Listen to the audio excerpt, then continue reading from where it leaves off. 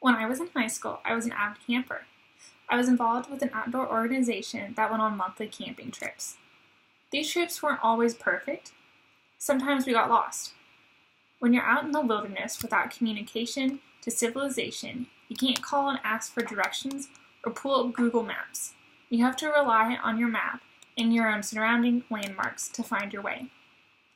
Within this organization, we would have weekly meetings to plan trips or learn new skills, like the most effective way to make a tent waterproof, cooking, and navigation. I remember a navigation discussion vividly. There were about 5 of us who showed up for this discussion. We had met just before dark to go over maps and talk about the physical map itself and identifying landmarks. At the end of the discussion, our leader, Big Chris, took us outside to look at the stars. Growing up, I had never been interested in constellations or looking for the North Star.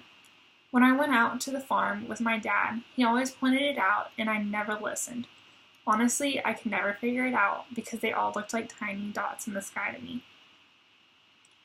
Big Chris told us the best way to find the North Star was to locate the Big Dipper and the Little Dipper, and where they meet is the North Star. He said once you know the North Star, you can find your way on any map if you get turned around. A few months go by, and I went on a kayaking trip with a small group on Lake Tawakoni in North Texas. Everyone had set up camp before dark, and we were all getting hungry. My friend Zach and I decided to go catch some fish for dinner. Our first mistake of the evening was that we hadn't paid much attention to where we were paddling.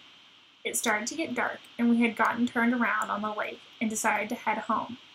We realized after about 20 minutes of kayaking that we were not in the right place.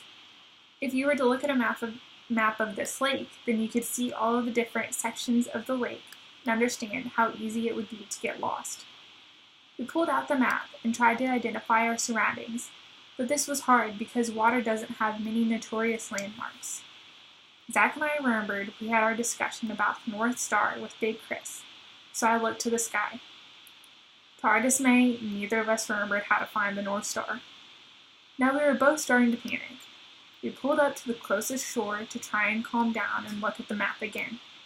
We got out our flashlights to look at the beach we had pulled up to, and there were young trees just above the beach.